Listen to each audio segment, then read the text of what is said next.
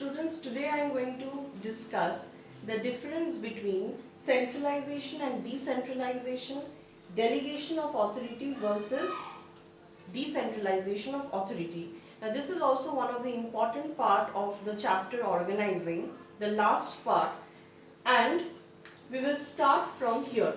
What is the meaning of centralization?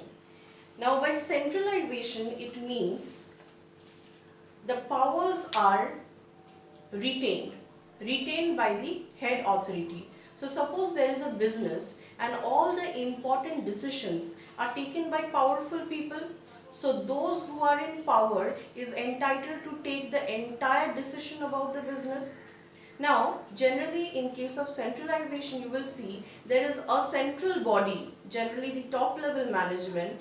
They are the powerful people who have the entire decisive force with them. Now, what is the problem that arises out of centralization? Now, when the business grows in size, different multiplicative problem arises and it becomes very difficult for a single centralized authority to generate its powers to take important decisions because due to the spread of the business.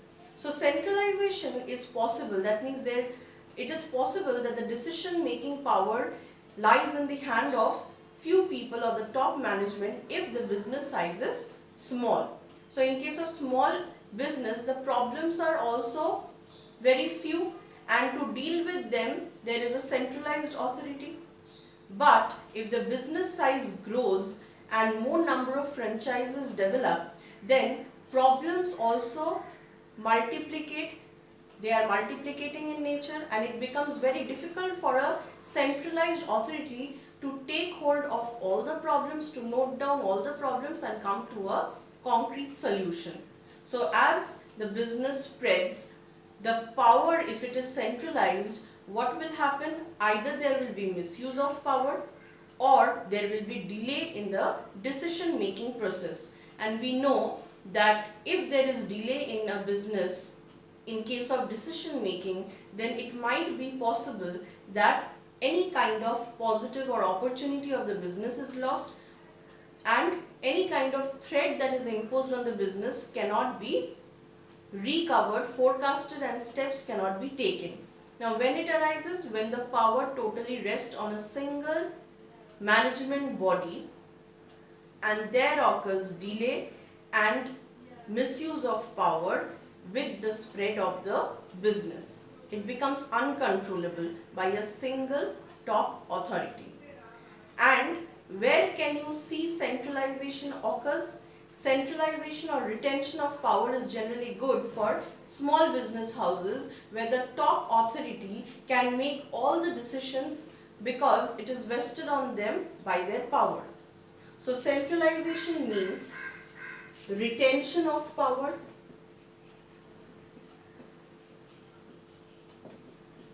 by the head authority. Retention of power by the head authority, so important decisions are made by them. Generally you will find the centralization when it is a small size business. But as the business grows, then centralization cannot be aimed at solving every problem. What is needed is decentralization. Then what is the meaning of decentralization? That is the central or the topmost management now do not have all the powers of decision making. What they do, they keep to themselves the important decision making power and the rest decision making power they try to spread out according to the job positions. So what happens here, the top management keeps few tasks to itself and power to itself about the important decision making, but it also delivers with responsibility some sort of power to those who are present in the job positions in the low level of management. So this thing is very common in case of large business houses where a single centralized body cannot take all the business decision, large business. And what does it mean? If centralization means retention of power, decentralization means spread or dispersal of power. So dispersal is done by the top level management towards those who are placed in the low level management of the job positions. So just explaining, suppose it's a small business, so the top level management should have all the powers to itself. So all the powers are with itself. We call it centralized.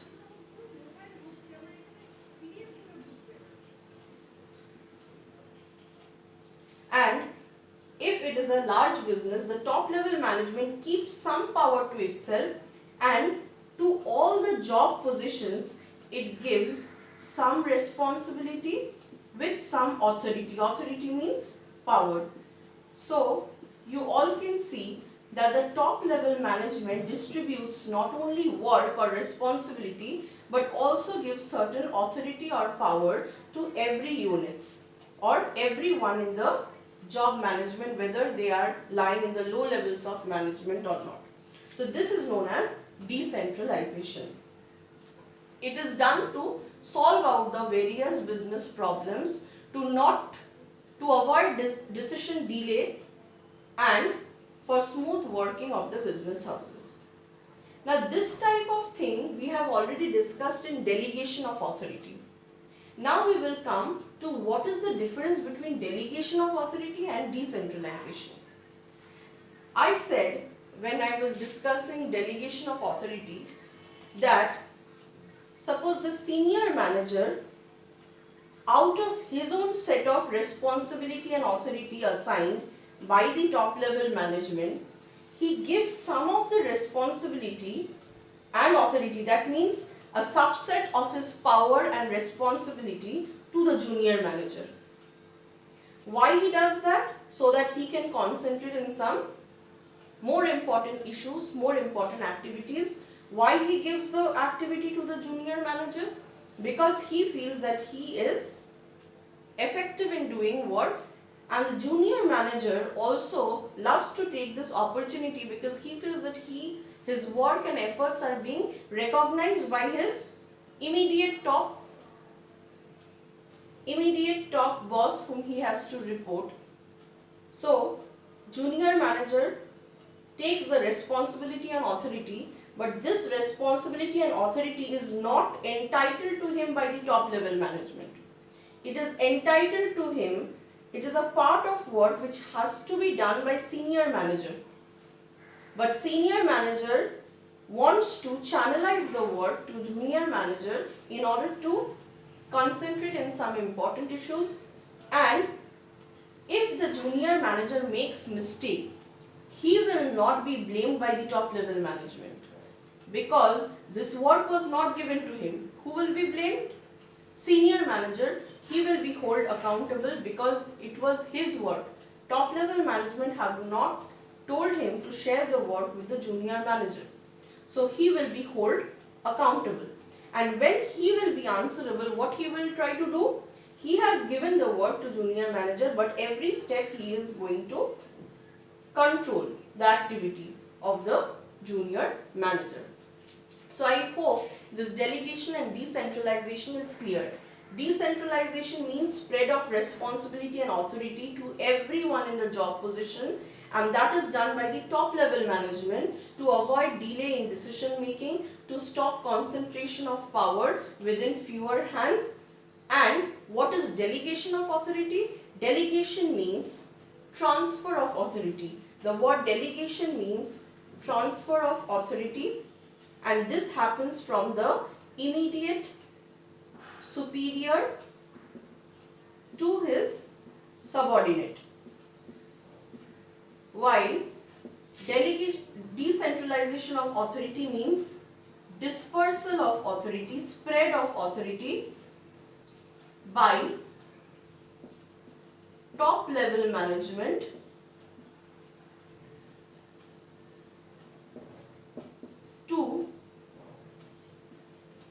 those who are placed in low level management. It is an organization decision. Top level management generally constitute the organization and they are the main decision making body. So it is the decision of the organization to give some responsibility and power to all those who are placed in the low levels of management. Whereas delegation of authority means transfer of authority, where immediate superior gives some part of his authority, power and responsibility to the subordinate. So this is the definition of delegation and decentralization. Now there are some points of difference between the two concepts. Now what is the first difference? Just now I said delegation of authority means transfer of power, and this means spread of power, dispersal of power. It is transferred by the superior to his subordinate, but the subordinate is not entitled by the top level management to do that type of task. Whereas decentralization of authority is some authority or power or decision forces, decision making powers are given by the organization's top level management to all those who are placed in the job positions. Now delegation means the superior is going to constantly control the activity which he has passed on to the subordinate. Why? Because he will be held answerable. But when decentralization of power takes place, everyone has their own set of responsibility and power. So if they are doing wrong, suppose the junior manager is entitled responsibility and authority by top level management, and if he does wrong, then will the senior manager be blamed? No, because it was junior manager's authority and responsibility entitled to him by the organization. So here each are responsible for their negligence towards work or for their outcome, and nobody else is answerable for them. But here in case of decentralization, since everybody is answerable to their own work, they feel free to work. There is no such control that it has to be done within certain date and time, it has to be given or reported back to its immediate superior. But when he is doing the delegated work means what the senior manager has passed on to him. Every step he is being controlled, every step he is being questioned that whether the work is complete or not within time and date and everything. So the pressure of work is more under delegation. Next thing, if the delegated work, suppose senior manager thought he will be good enough to do the work, but he proved wrong. He was not able to manage the set of responsibility and authority passed by the senior manager. So the senior manager from next time will not make this type of mistake to give the work to junior manager. So delegated authority or transferred authority and responsibility can be taken back.